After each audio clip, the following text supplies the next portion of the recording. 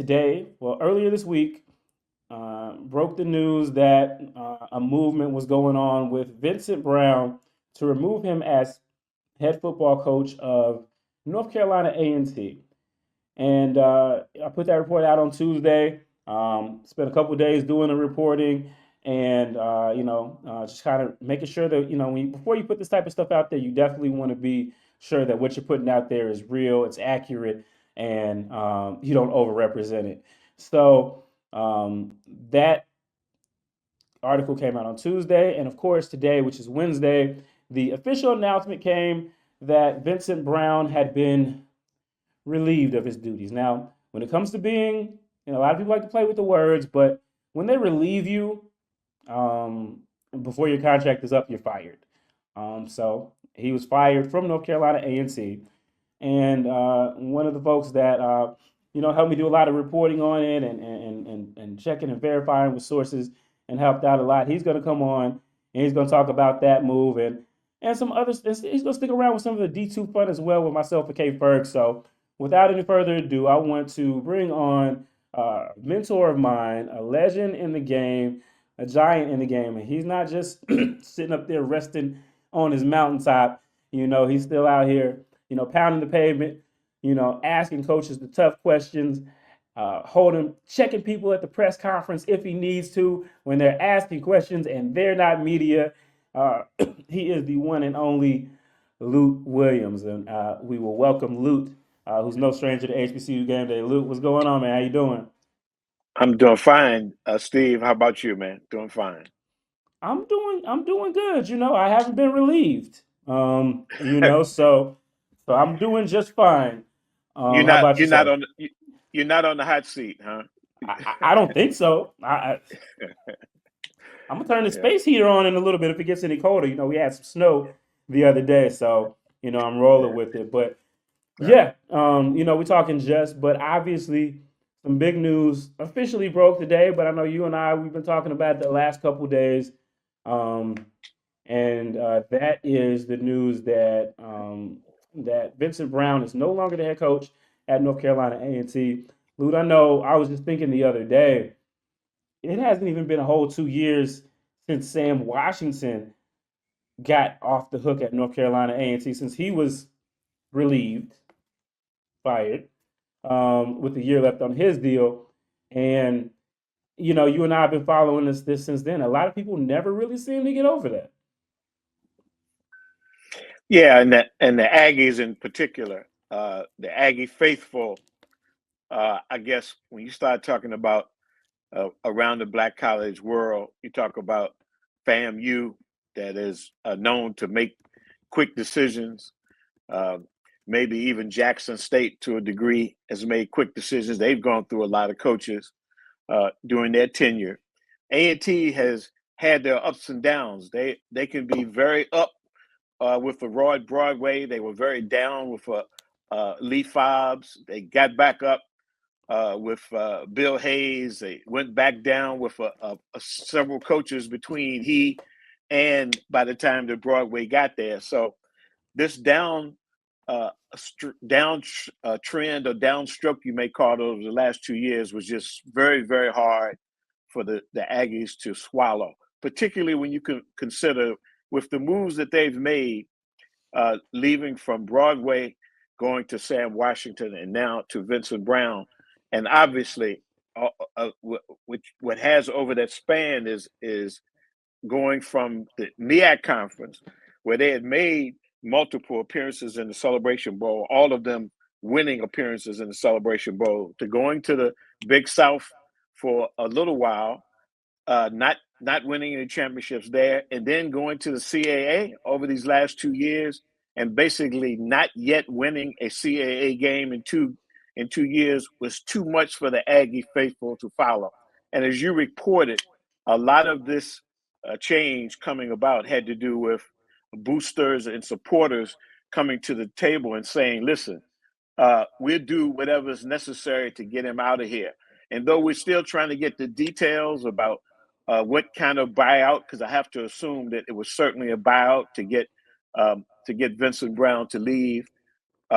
We do believe that it was a booster-led, alumni-led movement to really get him out, because my information said, and I put in a call to Earl Hilton, the athletic director at A&T. He didn't return my call, but the information I got from inside them, that last week they were saying there was going to be no change at A&T, that he was expected to be back.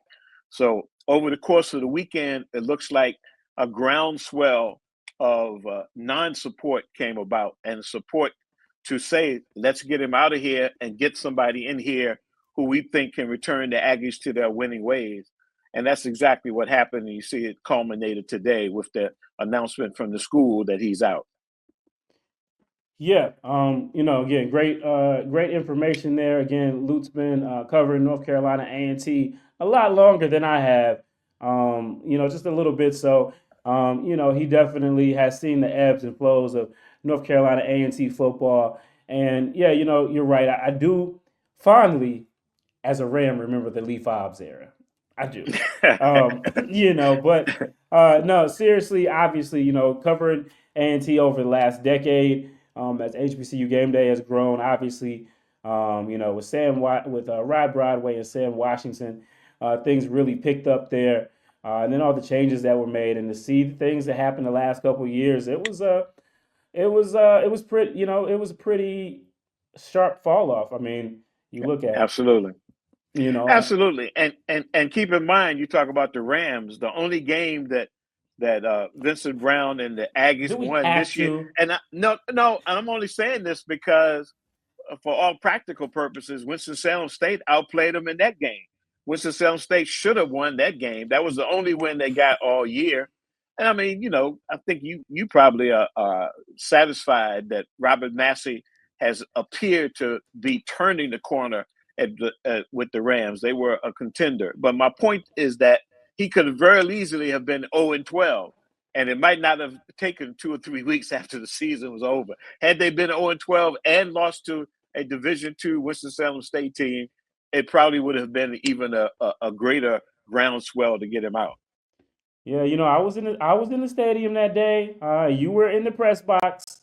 So, I was. there were a lot of anxious puppies over there at North Carolina Absolutely. A&T. That game, especially the week before, they felt like they turned a corner against Wake Forest. They went in only down a small margin. I had been at that game, and Coach Brown felt optimistic that things were turning around.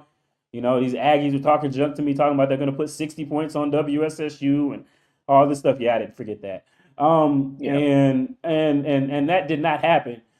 They did escape with the win, and there was a little bit of optimism there.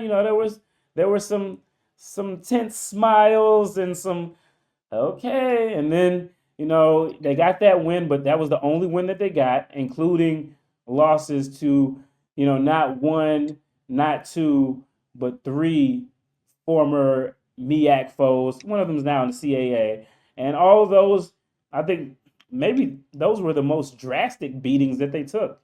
When you talk Yep. about North Carolina Central putting 66 up on them, South Carolina State having their way with them in the second half, and then the Jiho disaster. That one with Hampton just pulverizing them. I didn't go see them anymore after that WSSU game. You saw some of those games, and you and I have been in the press conferences though. Very tense. A lot of people had a lot to say. A lot of stuff was bubbling right there between the surface, and sometimes it bubbled over. But you and I both sat in the press conference and heard Earl Hilton talk about how he had the confidence in him, and he audibly said that. And we're talking about wasn't that long ago. We're talking about like a month ago. This is pretty stunning. Absolutely. At a press conference, one of the ardent Aggie supporters asked him, "Do you think you're the man for the job?" And he said, without question. And Earl Hilton, who happened to be there at the press conference on that Monday press conference, said, "And I do too," expressing his support. And again, the reports that I got, even last week, he was still in the corner of Vincent Brown, thinking that with the transition to the CAA, a new coach coming in, guys leaving from the transfer portal. Some of his main guys, losing them to the transfer portal over the last couple of years. It was just a matter of him getting his feet under him. I think when he was hired, having that he had experience in the CAA, I think Earl Hilton thought it would be a very good hire that would pay off in short order. So no, the Aggie, and as you know, on the Monday press conferences where he comes in, he's tried to be very optimistic, talking about, we've only been this far. We've lost our starting quarterback. We lost our 2 starting running backs. We're down this many people, but we hung with people in the first half. And listen, the bottom line is the devoted Aggies didn't want to hear that. That's not what they wanted to hear, that, we were in it at halftime. They wanted to see some W's, and obviously 2 of them over the last 2 years was not enough for them. Yes, Troy, you're the one who promised me that y'all were going to put 60 on us. And yeah, maybe by the time we get to 2060, we'll get those 60 points. You got it in women's basketball. Cute. Anyway, yeah, so, you talk about Earl Hilton, and, we'll see what the future holds for him. I mean, those were pretty strong endorsements. And then, to have to go reverse course this quickly, this publicly, after you made those comments so publicly, kind of leads you to wonder. I said today that, there is, the chancellor's name in North Carolina A&T, his last name is still Martin, but his first name ain't Harold. Yeah. Yeah. And, the much of the talk about who's going to replace him, and I don't know if you wanted to get into this, but I'm sure you don't have a problem with it. Sean Gibbs is the name that's coming up, and everybody is saying, and we've gotten some reports that they're already in touch with Sean Gibbs, and it's almost like a done deal. Sean Gibbs, for those who don't know, is a former running backs coach at A&T. He coached Tariq Cohen, as well as a number of the A&T backs that have done very, very well, both on the collegiate level, and Tariq, and one that went on to the NFL. He's done a very good job over the last 2 years at Fort Valley State. He's from the Rod Broadway tree, so to speak, that included the Sam Washingtons, the Trey Olivers of the world, the coach Courtney Cords of the world, the defensive coordinator under both Sam Washington and Broadway, that's now at North Carolina Central. So he is a connection to that very successful history of A&T over the past few years before these last couple of years. So if that is in the deal, and from what the information I'm getting, it's almost a done deal already. That's going to be very interesting to see who he brings to his staff, because again, that's one of the things that they also complained about. They complained about he changed offensive coordinators after the first year. Vincent Brown did. He changed defensive coordinators, and they were saying, the man was not familiar with this territory. And despite the fact that he had a great resume, having been on the Division I level and the FBS level, have won the FCS championship with Mike London at Richmond, supposedly he had the resume that you would expect he could come in and win. But, the bottom line is, and I asked this question towards the end of the year, he said when he took the job that he thought he had what was there already at A&T to compete in the CAA based on what he knew. And the bottom line is, that's not the case. Even even without the injuries, it would have been very, very difficult for him to be a significant player in the CAA over these last 2 years. Yeah, for sure. We'll definitely talk about Sean Gibbs a little bit. We'll go ahead and throw this one out there before we pull Chris in and talk some Virginia Union, and then we'll get back to the coaching carousel. Yes, Lut is the GOAT. We'll get back to the coaching carousel after that, but do want to touch on this. We are, how this things work. On Friday, I got a call that says, "Hey, there's a push to get Vincent Brown out and to get Sean Gibbs in." I got this call on Friday. Friday, I was actually out of town on vacation, and I was like, so I spent the rest of my vacation between trying to enjoy myself and looking at my phone and hitting people up and seeing who's going to answer and who's going to give an answer and all these things. Call you on Monday, and you use your resources to help get some clarity for me as well. It's been sweating over this for the last couple of days, so you hate to see somebody lose their job, but that's kind of how these things go. And a lot of stuff kind of goes on underneath the surface. But at HBCU Game Day, we try to keep people informed and let them know what's going on. And so while we're doing that, while we're making calls on one thing, sometimes you hear other things. And another thing that was out there was that not only was this real, some people said that there was a move back to the MEAC. Now, I did not report that on HBCU Game Day in writing because that's a lot. That's a lot. I did not have enough to go out there and say that. It's been out there. The rumor mill is out there. Anything that comes to anybody's mind now because of the internet, you're going to hear about it and it's going to be out there. So, we didn't put that out there. But the chat question came up in the chat. Again, new chancellor, these people are talking. He's listening. What does your gut tell you right now, Lut, about the possibility of North Carolina A&T returning to the Mid-Eastern Athletic Conference in some shape or form in the near future? Well, I think you hit on the two most important factors. Number one, the Chancellor, Edwin Martin, is no longer the Chancellor. He was the one that was all about A&T moving into becoming a Harold research. Martin. I'm sorry, Harold Martin becoming and he a likes to research move one. conferences. Yeah. Oh, he yes, likes to he move does. conferences. You know about that from when he was at Winston-Salem State. He was trying to get the Rams to come into the MEAC. So he took that same mentality to North Carolina A&T. Now, the way I got it was that the MEAC had issued a invitation for North Carolina A&T to come back, and because we were chasing this Vincent Brown story so hard, we didn't really get a chance to chase that story as much to come, because like when we were talking about the A&T story, I said, listen, I'll call Earl Hilton. I have a good relationship with Earl Hilton. Let me call him and see if he can give me any indication of what's going on. Didn't get a call back. It's not a problem. There are other sources that we checked into. But yeah, at the root of the discontent was not just the 2-21 record over the last 2 years for Vincent Brown, but also the fact that you've moved two conferences, first to the Big South and then to the CAA under the previous chancellor.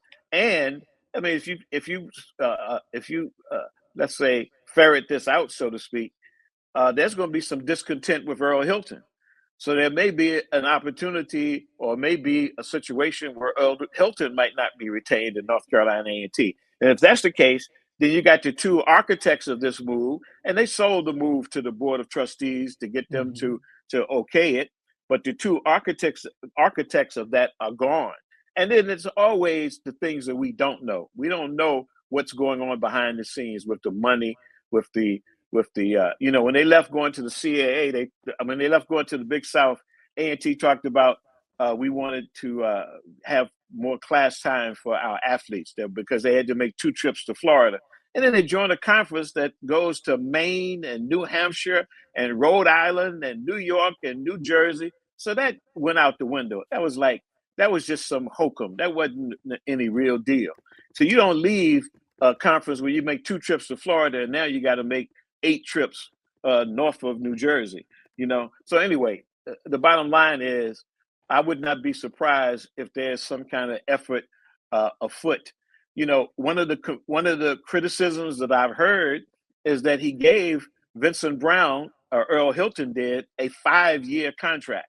Not a 4-year contract, not a 3-year contract, but a 5-year contract. And I had several Aggies call me today. Why would you give him a 5-year contract? Because now you're looking at 3 years that you are allegedly or maybe technically trying to buy out, as opposed to a 2-year or maybe a 1-year deal. And that when you talk about a 5 years, it's not a prove me kind of time. Prove me is like get your class in, coach them up or whatever, and see what happens. And I think that was part of it as well. So it wouldn't surprise me that the MEAC, as you know, and I know, and everyone knows, is still looking to reconstitute more than the 6 football playing members that they have. It wouldn't surprise me at all if some overtures have been made in that direction. But again, didn't really get a chance to try to drill down on that, to try to talk to some sources to see if that's real in terms of the MEAC actually inviting them back. Doesn't sound like something that Commissioner Stills would necessarily do unless there was some indication that A&T is not satisfied with the direction they are in the CAA. And if that's the case, I think you would have heard something more concrete than just the MEAC inviting them back in. So we'll have to see. Maybe we get a chance to look into that, see how real that is.